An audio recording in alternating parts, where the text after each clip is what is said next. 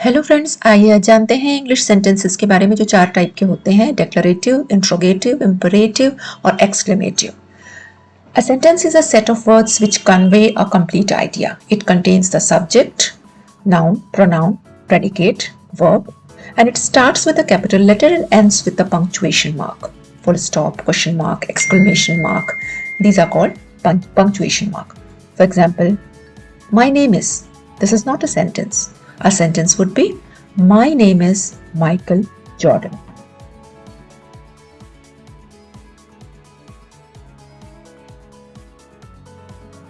तो friends, sentence या वाक्य किसे कहते हैं? तो वाक्य शब्दों को वह समूह है जिससे पूर्ण भाव प्रकट होता है, उसे ही हम वाक्य कहते हैं। यानी a group of words which makes complete sense is called a sentence. अथवा कुछ वर्ड्स को मिलाकर लिखने या बोलने से सेंटेंस या वाक्य बनता है। और किसी भी सेंटेंस में, किसी भी वाक्य में 3 गुण होते हैं, 3 कैरेक्टरिस्टिक्स होती हैं।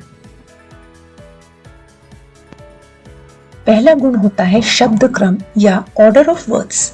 यह जरूरी होता है कि प्रत्येक वर्ड, प्रत्येक शब्द अपने उचित स्थान पर हो।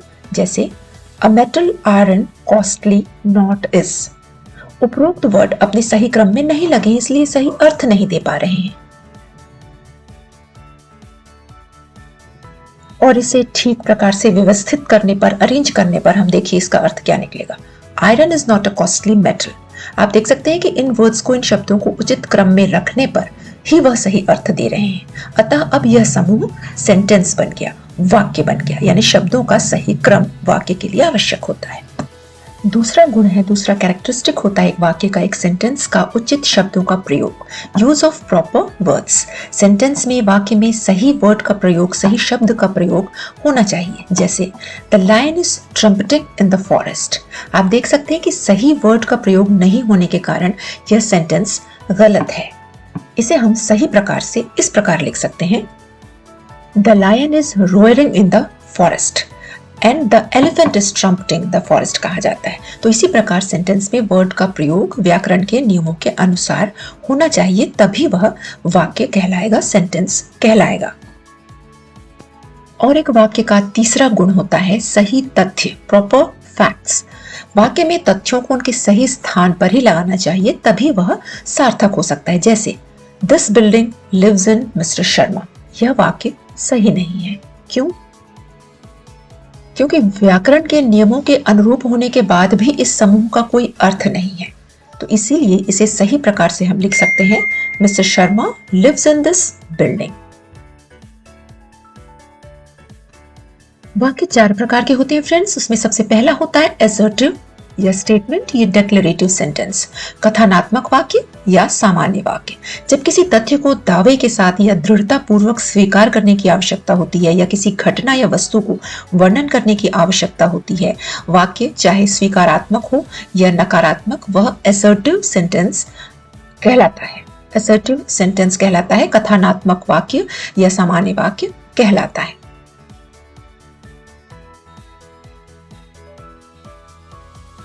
इसके उदाहरण देखते हैं। Abhishek has done his MBBS from Kolkata. Abhishek ने कोलकाता से MBBS किया है। Guddu went to Delhi yesterday. Guddu कल दिल्ली गया था। She may win the prize. वह पुरस्कार जीत सकती है। I am sure you too will begin to speak English. मुझे विश्वास है कि आप भी अंग्रेजी बोलना शुरू कर देंगे। He could have passed the examination if he had laboured hard. अगर उसने कड़ी मेहनत की होती तो वह भी परीक्षा पास कर सकता था।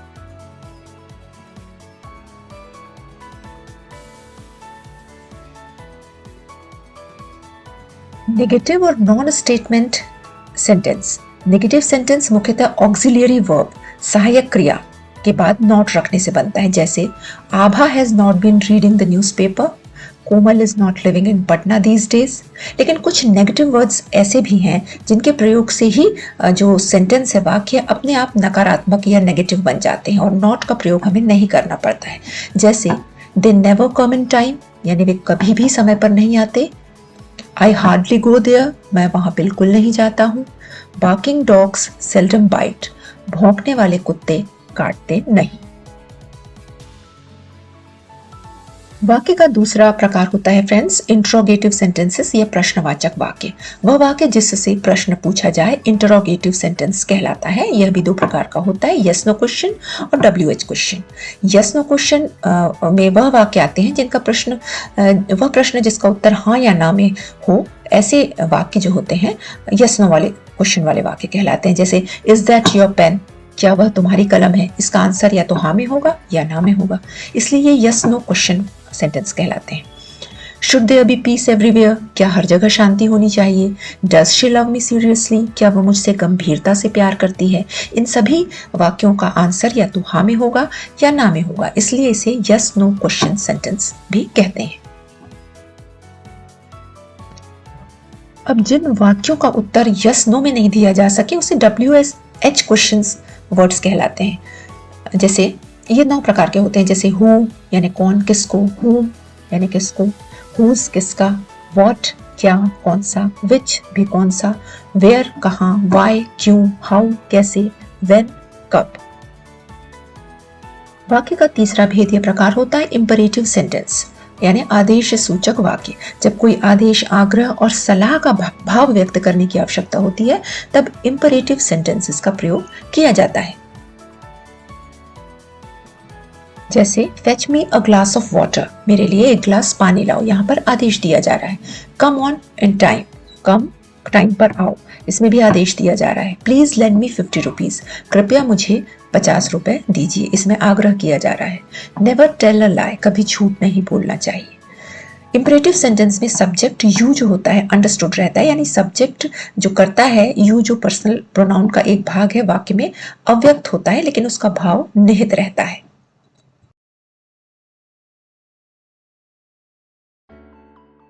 वाक्य का चौथा प्रकार या भेद होता है एक्सक्लेमेटरी सेंटेंस यानी विस्मयादि बोधक वाक्य। जब आश्चर्य, दुख, क्रोध, हर्ष, पश्चाताप, घृणा, दुश्मनी इस प्रकार के भाव व्यक्त करने की जरूरत होती है तो एक्सक्लेमेटरी सेंटेंस का प्रयोग किया जाता है। और हम ये भी कह सकते हैं कि एक्सक्लेमेटरी सेंटेंसेस जनरली व्हाट या हाउ से शुरू किए जाते हैं, लेकिन हमेशा ही इनसे शुरू किए जाएं यह जरूरी नहीं है। मेन जो बात होती है उसमें यह होती है कि सेंटेंसेस में टोन ऑफ एक्सक्लेमेशन का एक्सप्रेशन होना चाहिए। आइए इसे बेहतर तरीके से समझते हैं इन उदाहरणों के जरिए। जैसे what a boy, how beautiful, what a dashing personality, alas I am undone, hurrah we have won the match, what a tragic and.